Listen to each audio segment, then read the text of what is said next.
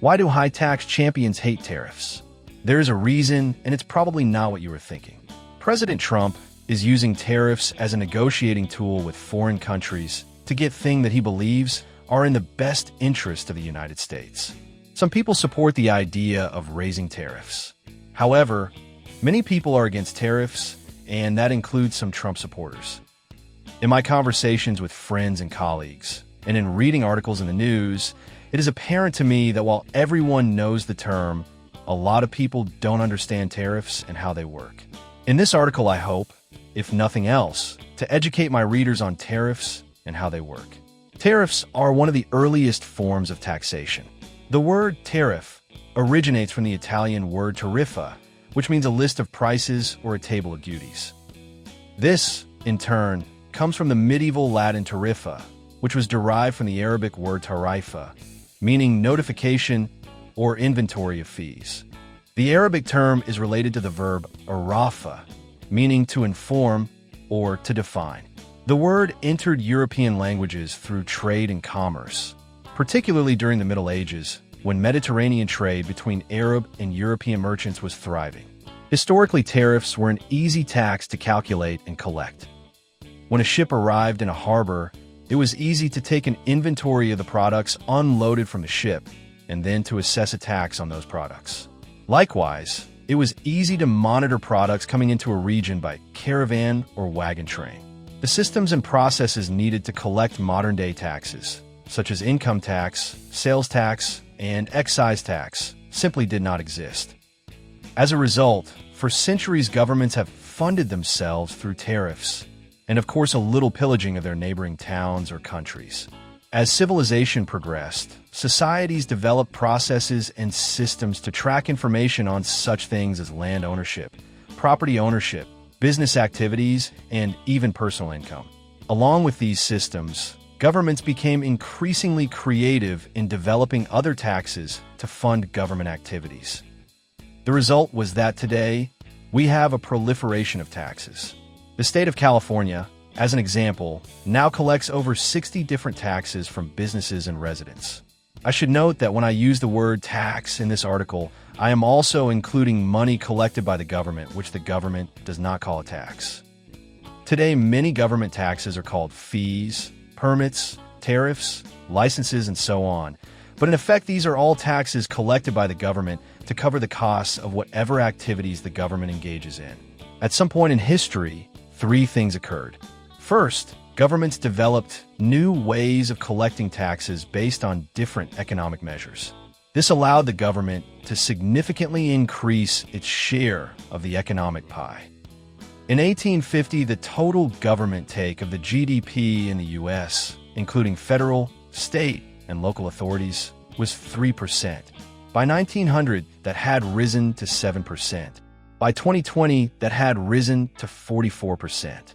That 44% does not include the money spent by businesses and citizens on government compliance. If you add in those costs, such as paying a CPA to complete your tax return, it is likely the government's take exceeds 50%. With all these new sources of tax, tariffs simply were not as important. Second, economists developed the theory of comparative advantage.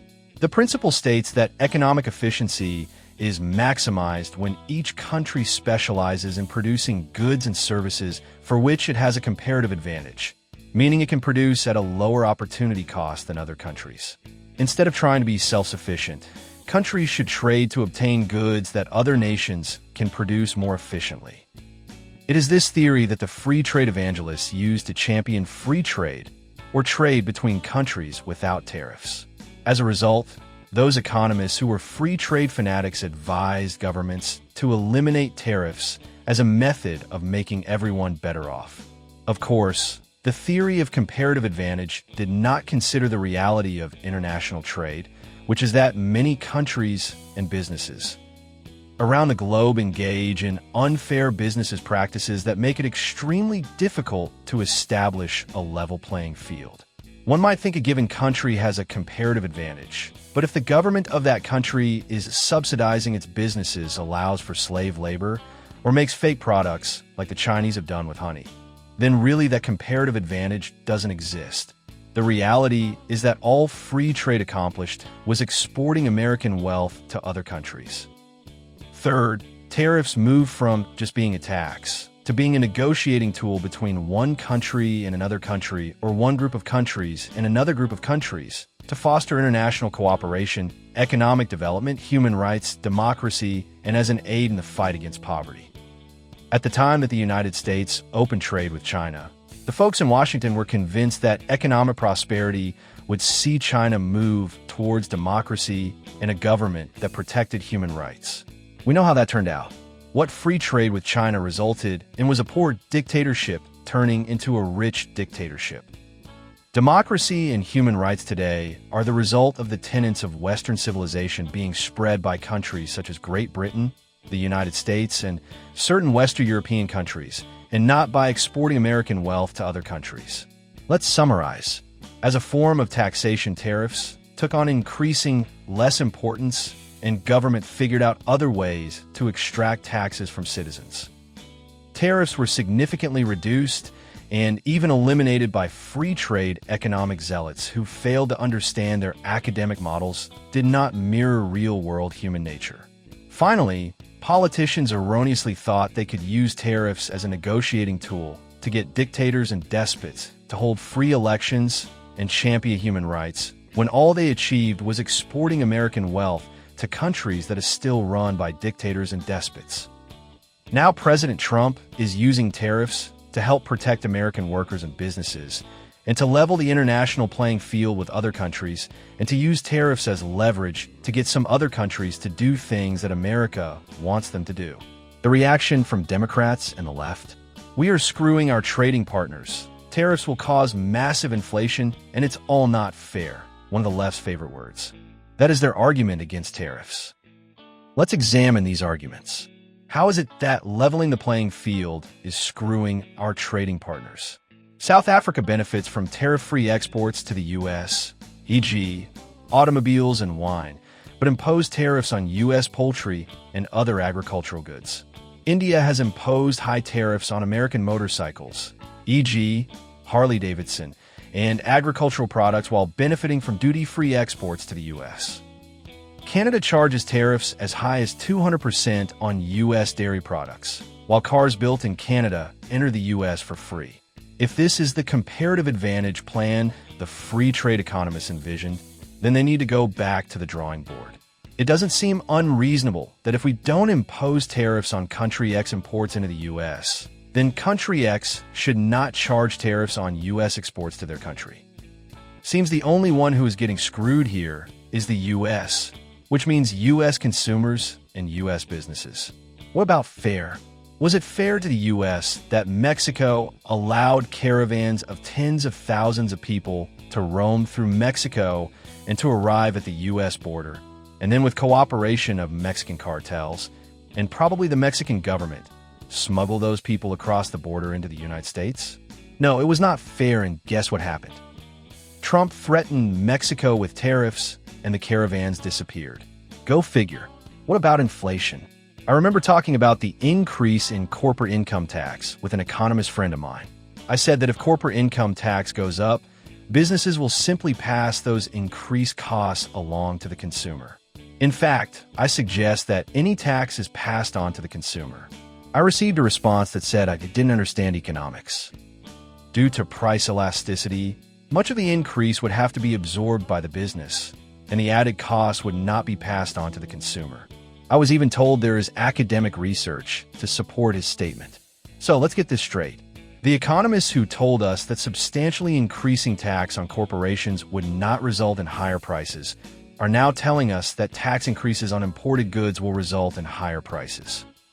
That doesn't seem to make much sense to me, but then I am not an economist.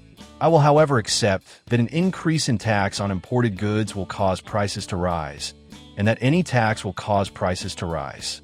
So, if taxes on products cause prices to rise, then what about sales tax and excise tax, both taxes on products? I spent about half an hour on ChatGPT trying to find out how much the government collects in excise and sales tax. According to ChatGPT, it is extremely difficult to figure this out. but the estimates are somewhere between $1 trillion and $1.5 trillion. Where are the Democrats, economists, and the leftists screaming about inflation caused by excise tax and sales tax? Aren't we all paying more than we should for the products we consume every day because of sales and excise tax? As my colleague says, well, you must fund the government. Funding the government is okay by charging consumers tax on U.S. products in the form of excise tax and sales tax. But funding the government by charging consumers tax on imported goods in the form of tariffs is wrong, outrageous, and an end to civilization. If you think about it, tariffs make a lot of sense. I recently purchased one of those pellet smokers. The pellet smoker in my local Home Depot store that I wanted was a Traeger.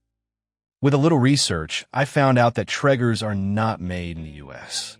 I did a little more research and found one that was almost identical to the Traeger made right here in the U.S. I bought that one. It was a little more, but if there were a tariff on the Traeger, then the Traeger would be about the same price as the U.S.-made pellet smoker. The Democrats, economists, and leftists would argue that a tariff is subsidizing U.S. manufacturers, something that governments around the globe do in varying formats, and that it is hurting consumers because of the principle of comparative advantage, which we have already discussed, and which is a dubious argument given the cheating engaged in by other countries. Let's look at that argument a little further. A tariff may be subsidizing U.S. manufacturers, but if those businesses are in business, then those businesses are paying employees so they can take care of themselves and their families. According to Democrats, economists, and leftists, that is a bad thing. However, if those businesses go out of business and the employees lose their jobs, then you and me paying income taxes, property taxes, excise taxes, and a host of other taxes so the federal government can fund some 80 major social welfare programs, not to mention all of the state, county, and city social welfare programs we pay for, is a good thing. So a tax to help businesses stay in business is a bad thing. But a tax to help the government pay people without jobs is a good thing. Really? We know tariffs are just taxes. We know that free trade is an economic model that is far from perfect and in which major players on the international stage cheat in every way possible. We know that many countries take advantage of the U.S. by imposing tariffs on U.S. products, while their products enter the U.S. tariff-free. Knowing all of that, why are the Democrats, economists, and leftists so against this particular tax, when they don't seem to care much about any other tax, and in fact in many instances support tax increases for income tax, sales tax, capital gains tax, and many other taxes? There's a reason. Tariffs, unlike any other tax, interfere with the concept of globalism. How can you ever have a global world order and global government if one group on that globe is charging another group on that globe a tax on the transfer of products from one location to another? You can't. Democrats, the globalists, and the leftists all love more taxes, but tariffs drive them crazy because it is the one tax that interferes with their vision of a new world order. I suggest we forget about a new world order, and we keep Americans strong and independent. And if tariffs can help do so, bring them on.